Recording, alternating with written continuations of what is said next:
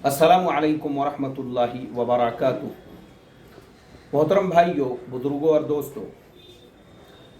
बाबरी मस्जिद के ताल्लुक़ से सुप्रीम कोर्ट का जो तारीख़ी फ़ैसला है वो आ चुका है। सुप्रीम कोर्ट के फ़ैसले के कुछ पॉइंट्स मैं हमारे इस्लाही मुआशरा के तमाम मेंबरों को और पूरी दुनिया को बताना चाहता हूँ। पहली चीज़, मुस्लिम जो पक्ष था, सुन्नी वक्फ बोर्ड का जो पक्ष था, वो सुप्रीम कोर्ट के अंदर ये बात साबित करने में नाकाम हो गया कि वो जगह मस्जिद की थी और कोर्ट जो है वो मस्जिद को ही दोबारा से वो जगह अलॉट करके उस जगह पे मस्जिद की तामीर की जाए। तो सुप्रीम कोर्ट ने उस कमज़ोर पक्ष को रिजेक्ट करते हुए ये फैसला दिया कि वो जगह मंदिर की थी, इसलिए वो मंदिर को दी जाती है। और फिर सुप्रीम कोर्ट ने दूसरा ऑर्डर ये दिया कि 3 महीने के अंदर अंदर सेंट्रल गवर्नमेंट एक कमेटी बनाए, एक ट्रस्ट बनाए और उस ट्रस्ट का काम ये होगा, उसके बाद में वो राम मंदिर की तामीर शुरू कर देंगे। दूसरी चीज़, मुसलमानों को भी 5 एकड़ ज़मीन मस्जिद के लिए दी जाएगी, लेकिन मस्जिद का जो इहाता है उससे बाहर अयोध्या शहर के अंदर कहीं पर भी, चाहे स्टेट गवर्नमेंट हो या सेंट्रल गवर्नमेंट हो, वो मुसलमानों को वो जगह देंगी जिस जगह पे मुसलमान जो है मस्जिद की तामीर कर सकते हैं। सुन्नी वक्फ बोर्ड के अलावा शिया वक्फ बोर्ड ने भी और निर्मोही अखाड़ा, इन दोनों ने भी अपील की थी कि वो जगह हमको दी जाए, तो सुप्रीम कोर्ट ने उन दोनों की जो अपील थी उसको रिजेक्ट कर दिया। ज़फ़रयाब जिलानी जो सुन्नी पक्ष के वकील थे, अभी मैं प्रेस कॉन्फ्रेंस देख रहा था, अफसोस तो ये हुआ कि मुस्लिम पर्सनल लॉ बोर्ड के जो बड़े बड़े अधिकारी है और जैसे उसके प्रेसिडेंट है, जनरल सेक्रेटरी वगैरह है, उन लोगों ने होना चाहिए था प्रेस कॉन्फ्रेंस में, क्योंकि पूरी दुनिया के मुसलमानों की नज़रें उसके ऊपर थी। बहरहाल वो लोग नहीं थे। ज़फ़रयाब जिलानी साहब ने जो है अपनी बात के अंदर प्रेस कॉन्फ्रेंस में ये कहा कि ये जो फैसला है ये हमको मायूस करने वाला है, मुसलमान इस फैसले से नाखुश है और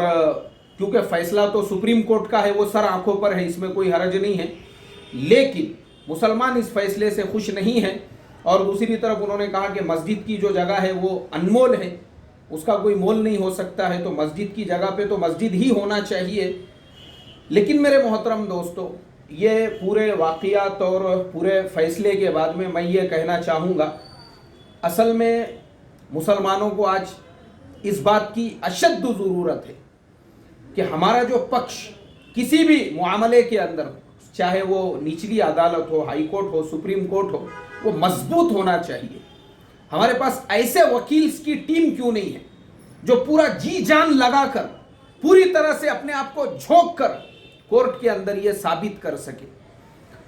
मोहतरम दोस्तों, मैं बस यही समझता हूँ कि मुसलमानों को अपना जो नवाबी मिजाज है और वो जो थिंकिंग है ना, पिदरम सुल्तान बूद, हमारे बाप दादाओं ने इस मुल्क पे हुकूमत की थी, उससे बाहर निकल के अपने आप को एजुकेटेड बनाने की, अपने आप को स्टेबल करने की, अपने आप को मजबूत करने की ज़्यादा से ज़्यादा वकील हाई कोर्ट और सुप्रीम कोर्ट में भेजने की ज़रूरत है। इसलिए मुसलमानों, ये रात के रज्जगे छोड़ो, होटलों के जो टेबल है उनको घसना छोड़ो, रात को 2-2, 3-3 बजे तक होटलों में सिगरेट और बीड़ियाँ पीना छोड़ो और अपने जो बच्चे स्कूलों में पढ़ रहे हैं, चाहे वो 10वीं के हो, 11वीं के हो, छोटे बच्चे हो, उनको ये गंदी पॉलिटिक्स के अंदर खींचने की बजाय उनको हायर एजुकेटेड बनाओ, तो इस मुल्क हिंदुस्तान में तुम इज्जत के साथ में जी सकते हो। और अगर तुमने रात के रज्जगे, रात के गुटके, रात के सिगरेट और ये होटलों के टेबलों को घसना ऐसे ही जारी रखा तो क़यामत तक भी तुम्हारी तकदीर बदलने वाली नहीं है। जैसे अल्लामा इकबाल ने कहा था और कुरान में अल्लाह ताला ने कहा, जैसे अल्लामा इकबाल ने कहा कि खुदा ने आज तक उस कौम की हालत नहीं बदली, ना हो जिसको ख्याल खुद अपनी हालत के बदलने का। अल्लाह ताला हम तमाम को इस फैसले से इबरत और सबक हासिल करने की तौफीक अता फरमाए और पूरे मुल्क में अमन व अमान का माहौल कायम और दायम रखे। बस इसी बात पर मैं अपनी बात को ख़त्म करता हूँ। अस्सलामु अलैकुम वरहमतुल्लाहि वबरकातुहू।